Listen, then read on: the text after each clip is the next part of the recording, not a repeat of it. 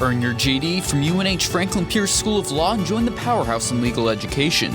Now accepting applications. A top 100 law school ranked 5th for intellectual property law. Apply today at law.unh.edu.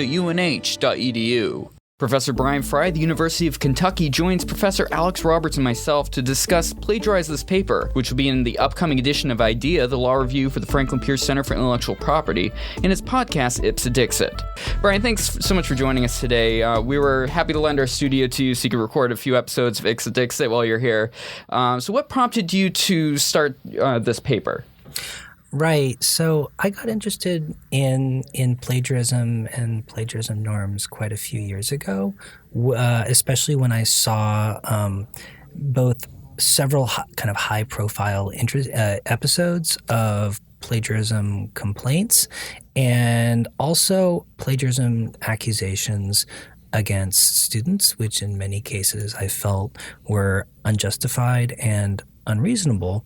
And I started asking myself, exactly what are the justifications for having plagiarism norms in the first place? And to the extent we think that there are valid justifications, what kinds of norms are justified under those justifications? In other words, what are we trying to accomplish? And are the rules we've actually adopted accomplishing what we want to? So my initial work focused primarily on the application of plagiarism norms to students. And I observed that a lot of those norms are enforced in such a way that they might actually negatively impact student learning. Right. So I see the goal of education as first and foremost students learning things. Right. But if you're paranoid the whole time that you're going to get in trouble for writing the wrong thing, it's a little counterproductive. Exactly. And the consequences of plagiarism, of a plagiarism accusation, are so severe for students, right, that they live in constant fear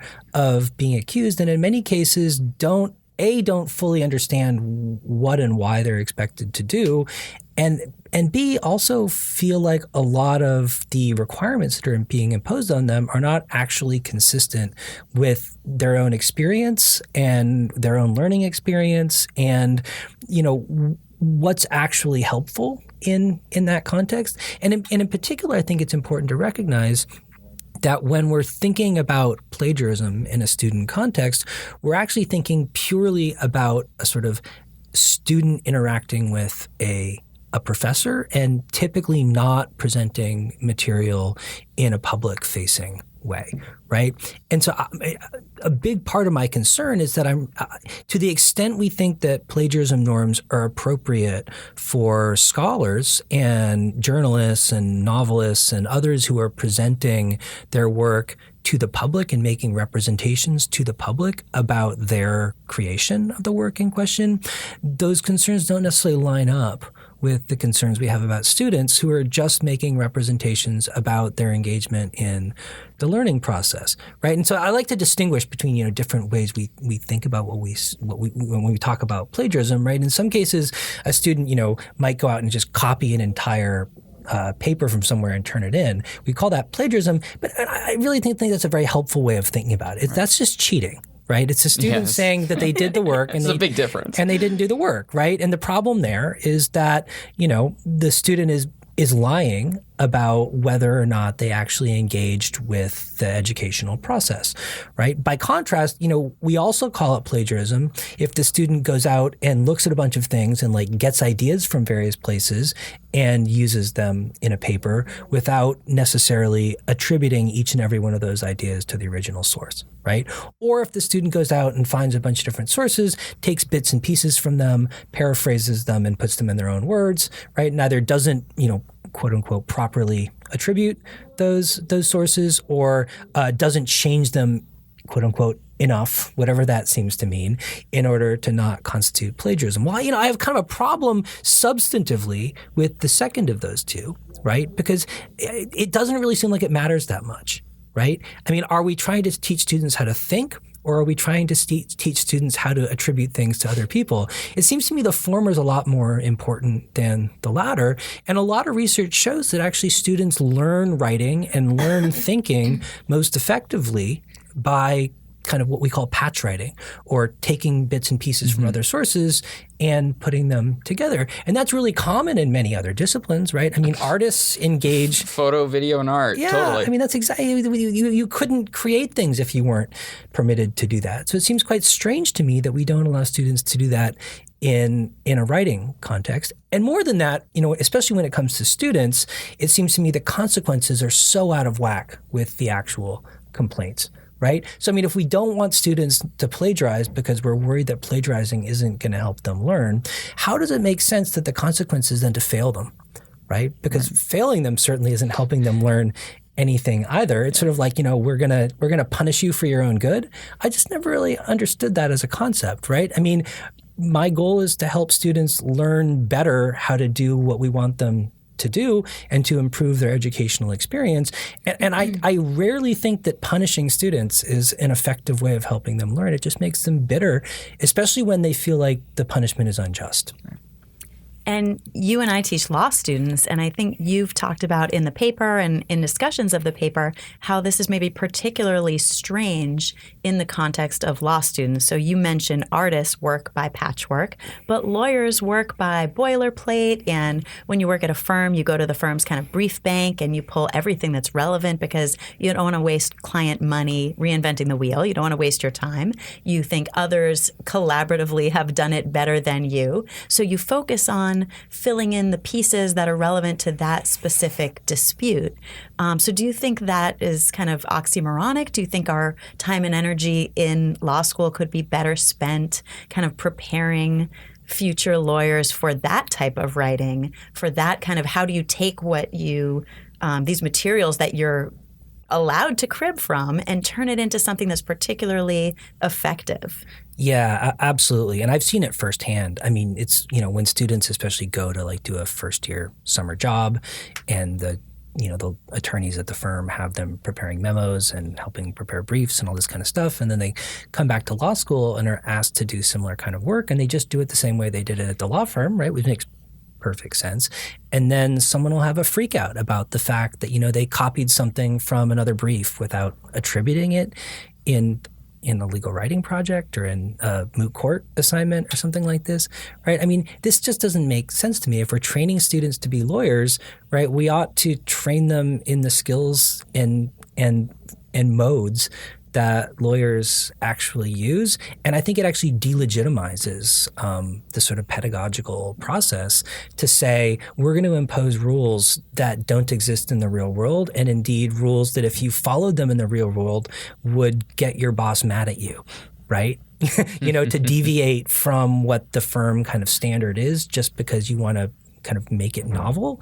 That's not how it's done. Right? And it seems very strange to me to say, we're going to have context-specific rules without providing any justification beyond because, right? And that's really, when it comes to plagiarism rules, the interesting thing about them for me is that no justification is ever really offered for why plagiarism is bad. Right? If you question the legitimacy of plagiarism norms, it makes people incredibly angry. I like to say the only person that the plagiarism police hate worse than a plagiarist is someone who questions the legitimacy of plagiarism norms. Now with you being a professor, has that changed your outlook on it from being a law student, being a lawyer, and then going into professorship? Yes, but maybe in a rather perverse way. So I think for most people, my sense is that for most people, right, the more immersed they get within a particular social milieu, the more they internalize the norms and receive justifications of that social milieu. I seem not to have inherited that gene. So the more time I spend in legal academia, the more anarchistic I think I get. Awesome. Love it. So my first instinct is to ask why things are justified rather than to ask how I can enforce them. So, I guess in general, my first assumption is that any sort of authority is illegitimate until it proves otherwise. And that makes me especially skeptical of plagiarism norms, which seem in many cases largely circular and self-serving. In your 2016 piece, I think you focused a lot on what you've been discussing, which is plagiarism norms as enforced against students. And then in this new piece, which is forthcoming in IDEA, which is UNH Law's intellectual property journal, you focus more on academics, and you kind of send up those egocentric, narcissistic academics who are obsessed with other people citing them and they're getting credit and things like that.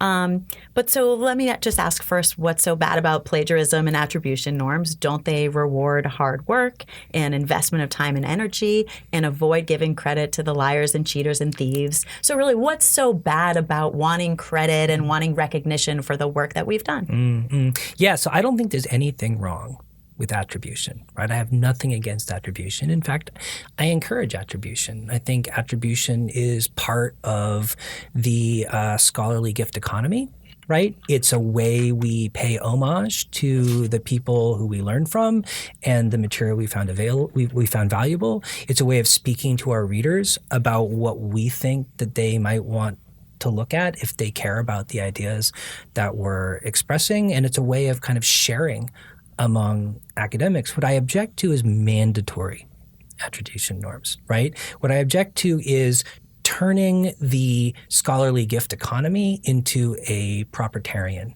economy, right? And for me, it reflects a sort of deep pathology of our society, right? So like I say in the paper, right, you can make anyone believe in property rights so long as you frame them as ethics, right? So, oddly enough, even self-professed communists will get upset about plagiarism, right? Without realizing that what they're really complaining about is their ability to enforce what amounts to a de facto property right?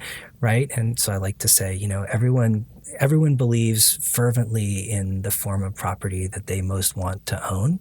And it just so happens that in a scholarly gift economy, the property people want to own is attribution. And so it helps them sort of legitimize the kind of collective right to compel attribution to themselves as an ethical norm, when what they're really saying is, I just want more of the kind of currency that scholars like to get paid in.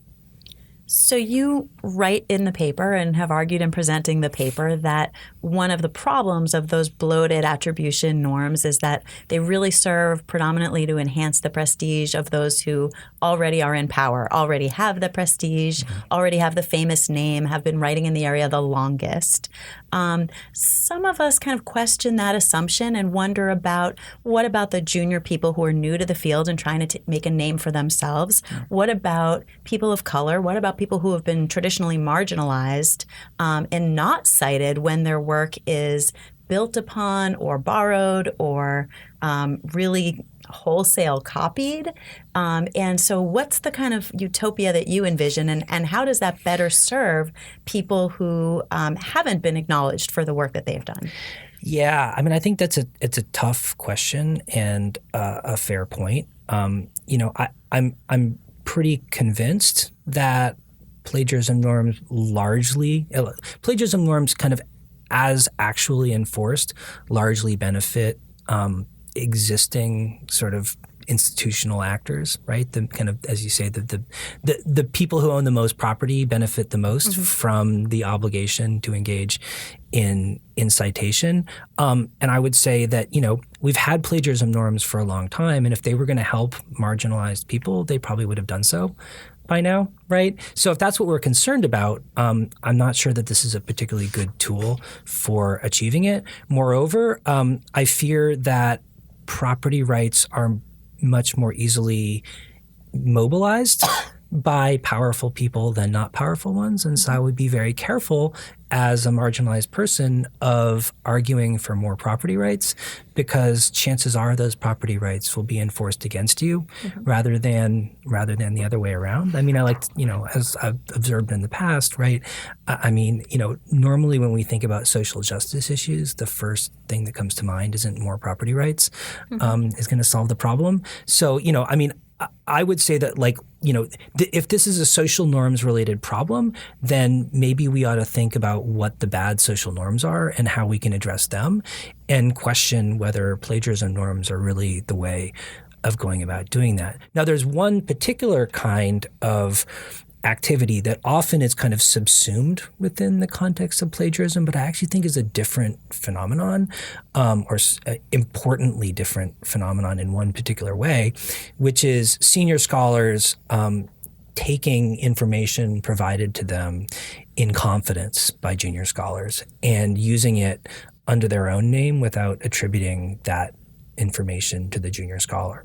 But I see that as something very different from what we typically talk about when we're objecting to plagiarism, right? Normally when people say, oh, that's plagiarism, what they mean is somebody took something that was already available to the public, right, and used parts of it, whether ideas or elements from it, without attributing it to the original, right? In a way, kind of trying to claim some of that for themselves rather than attribute it to the person who initially created it. I think that's very different from a situation in which somebody provides something to someone in confidence and is relying on that confidence to get information or to get input from that person, and then they betray that confidence and use it without attributing it to that person. Because I think under those circumstances, it's really more of an exercise, a direct exercise of power, right? And it also seems like in many cases it reflects more about the power dynamic between those two people, right? Like the senior person effectively asserting dominance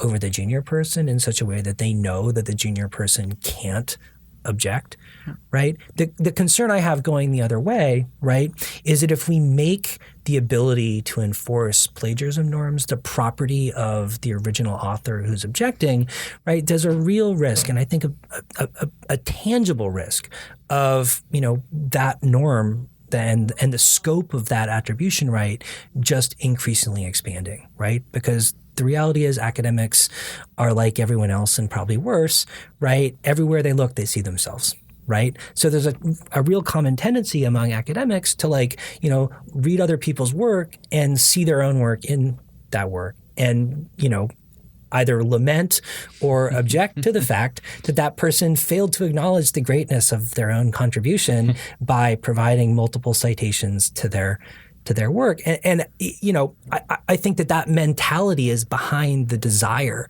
to be able to force attribution and to claim ownership of ideas that we actually don't think people should be able to own. And I think we ought to think of it more in terms of generosity, right? We ought to think of it in terms of scholars choosing to attribute and acknowledge the sources that have been helpful to them, rather than people being able to force other people to acknowledge their own greatness. What's the relationship between copyright law and plagiarism, or is there any? Well, I think it depends on the context. I mean, I think that in many respects, the motivating feature behind plagiarism norms, at least in many contexts, is for people to claim ownership of things that copyright law denies them ownership of, right? So copyright law explicitly excludes ideas from copyright protection. And so especially for academics for whom ownership of ideas is the primary thing that they want, copyright law is not very valuable, right? I mean, copyright law doesn't really do much for academics. It does a lot for academic publishers, right, who use it to generate a lot of revenue. But each individual academic paper has a market value of essentially nothing, right? I mean, you can see this in the fact that academics are happy to give away their scholarship for free. In fact, they're delighted to give away their scholarship for free so long as people keep their name associated with it, right? The only thing they care about is attribution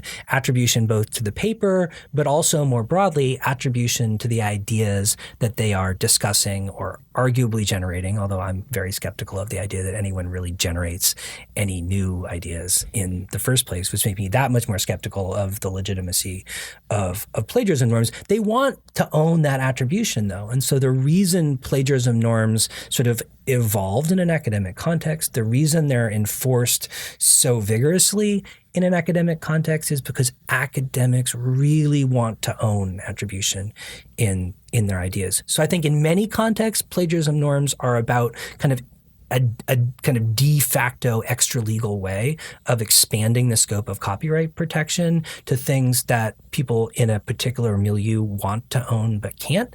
And I think you really see that in particular when you have kind of cross institutional or cross social group kind of plagiarism accusations, where a group from a member of one group with a strong plagiarism norm is upset by a group with a weak plagiarism norm engaging in a form of copying that in the other group is seen as being perfectly legitimate, but in the initial group is seen as being improper, right? And so then you have a conflict between norms, and it's there's no way to kind of make a resolution there. In other contexts, I actually just think it doesn't make any sense at all, right? So that we as academics develop plagiarism norms for ourselves, and then we turn around and impose them on students.